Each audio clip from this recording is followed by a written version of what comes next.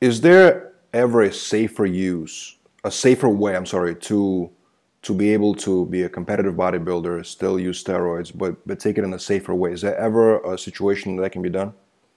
Well, listen, when I was a competitive bodybuilder, I was taking more of an athlete than a doctor. And I wanted to step on the stage and didn't regret the fact that I had another opportunity to be better. So I was not thinking so much, you know, as now that I'm kind of afraid of. Anyway, I believe that the competitive bodybuilder health is a neglected parameter. Is not the main thing.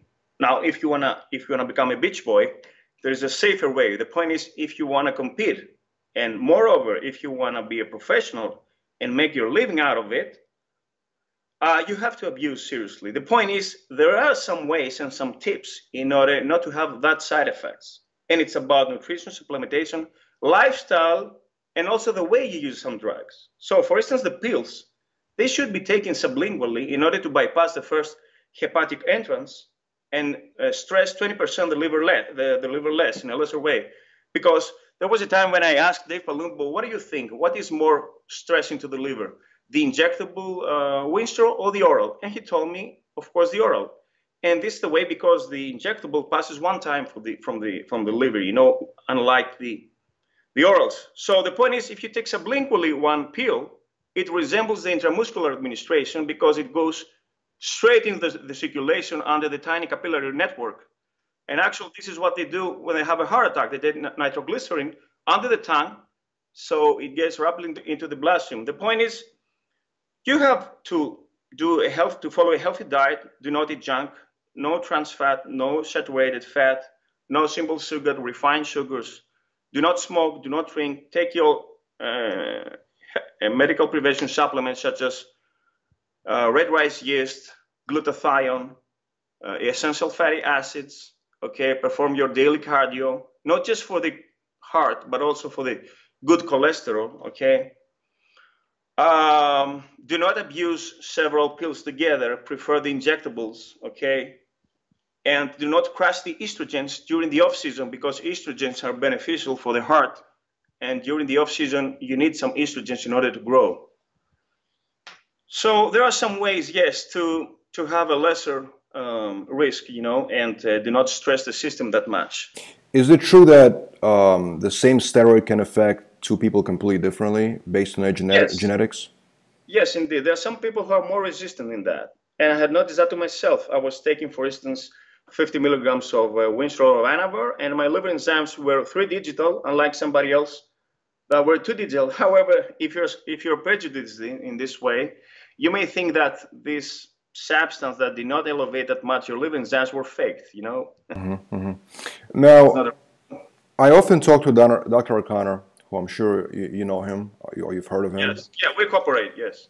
Now, his stance on steroids is very simple. He definitely doesn't think it's a good idea to take it. He always suggests people getting off of it, right? I mean, when we talk, when we do an interview, he has a very specific point that he's trying to make, right? He wants men to get off of steroids, only use it for, like you said, prescribed dosages for your natural, you know, to bring your natural levels up. It seems like your stance is a little bit different, right? I mean, you do not necessarily, I'm not necessarily against that. You just want to, you know what I mean? Like, what is your stance on it? He speaks about testosterone because testosterone is prescribed in order to be healthy. I mean, DECA is not prescribed for that. DECA is prescribed for osteopenia, osteoporosis, muscle wasting, anemia, you know. Anavar is prescribed for burns also, and cachexia, and the same goes for other drugs. So about testosterone, yes, and testosterone is something that you cannot live without it, and you may prescribe. The point is, you cannot prescribe in the States, at least, off-label some steroids because it's not approved. However, in Greece, you may write down a prescription for 50 milligrams of DECA when you have a supposed bone fracture. The point is those 50 milligrams are not able to give you serious mass, you know. Yes, these are the medical doses, you know, the minor doses that they're supposed to treat some symptoms and diseases, but they do not have the performance enhancing results and the side effects, of course. Of course, what I'm talking about is bodybuilding use of steroids. When let's say a bodybuilder comes to you, right, and he's obviously abusing steroids, like you said, what is your advice to him? Do you advise him? Yes, I'm trying to reverse his messed up labs, you know. And in case he's determined to do this, I cannot force him. I'm telling him that one day you may pay the price of your vanity. The point is that if you are determined to do that and you are an adult, you know, I cannot force you. I cannot neither demonize you like other doctors. So I will advise you to do it in a safer way, you know.